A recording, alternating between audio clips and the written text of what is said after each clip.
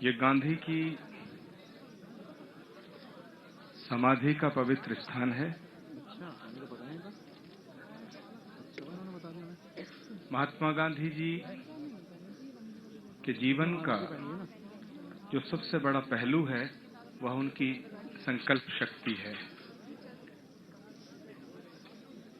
और राहुल गांधी जी का दृढ़ संकल्प में गांधी की संकल्प शक्ति की झलक मिलती है।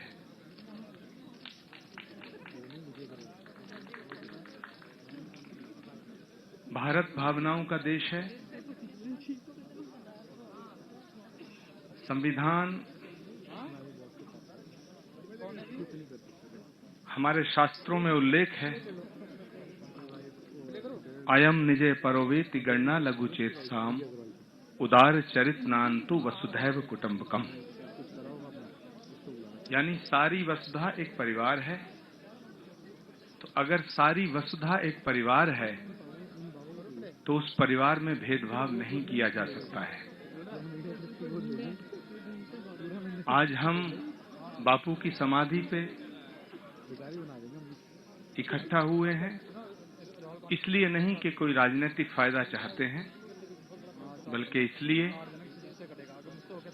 कि ये मर्यादा पुरुषोत्तम भगवान श्री राम, श्री कृष्ण, नानक, सूर, कबीर, तुलसी की धरती है।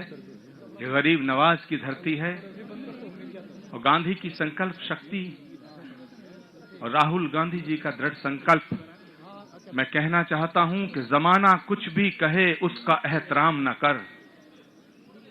जमाना कुछ भी कहे उसका एहतराम न कर और जिसे जमीर ना माने उसे सलाम ना कर।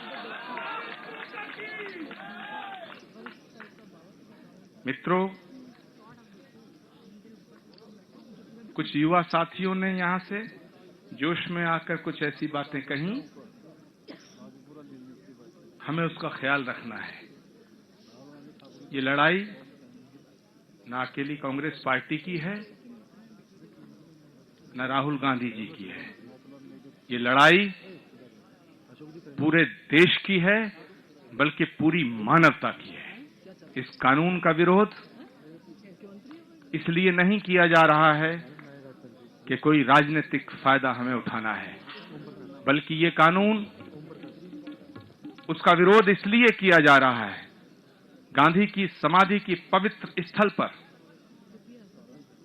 ईश्वर को साक्षी रखते हुए मैं कहना चाहता हूं, यहां पूज्य संत उपस्थित हैं, तमाम तबकों से उनके नुमाइंदे उपस्थित हैं। हमारा शास्त्र कहता है कि जो शरण मांगे उसकी रक्षा करनी चाहिए।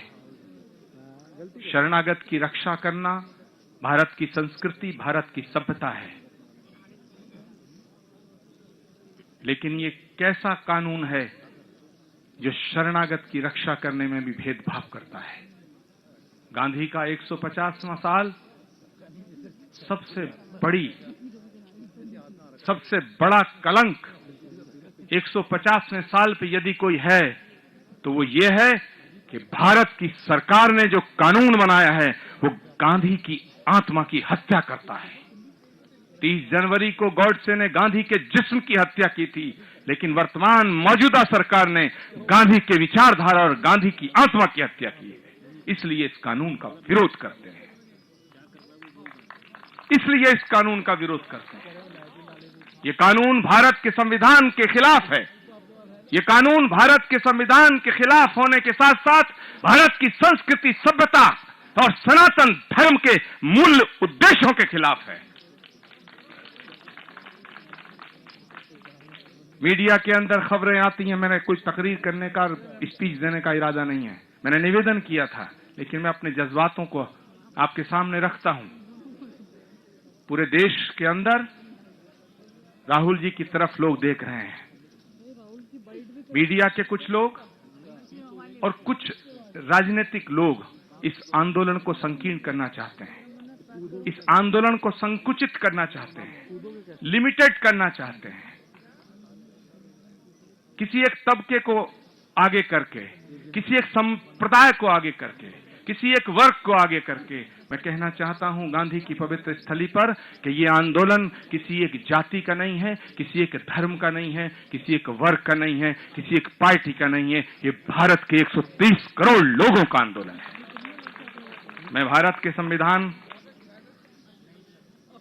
की उद्देशिका को पढ़ता हूं इस संकल्प के साथ कि हम शालीनता के साथ अहिंसा के पथ पे चलते हुए राहुल गांधी के नेतृत्व में इस लड़ाई को लड़ेंगे और परमात्मा पर हमें भरोसा है कि हम जीतेंगे और जीत के रहेंगे।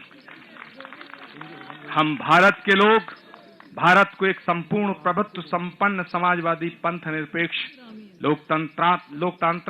लोकतंत्रात्मक गणराज्य बनाने के लिए तथा उसके समस्त नागरिकों को सामाजिक, आर्थिक, राजनीतिक न्याय, विचार, अभिव्यक्ति, विश्वास, धर्म और उपासना की स्वतंत्रता, प्रतिष्ठा और अवसर की समता प्राप्त कराने के लिए तथा उन सब में व्यक्ति की गरिमा और राष्ट्र की एकता और अखंडता सुनिश्चित करने वाली बंधुता बढ़ाने के लिए दृढ़ संकल्प होकर अपनी इस संविधान सभा में हम संकल्पित हैं कि इस वचन का पालन करेंगे। धन्यवाद। भारत माता की, भारत माता की, भारत माता की जय हिंद।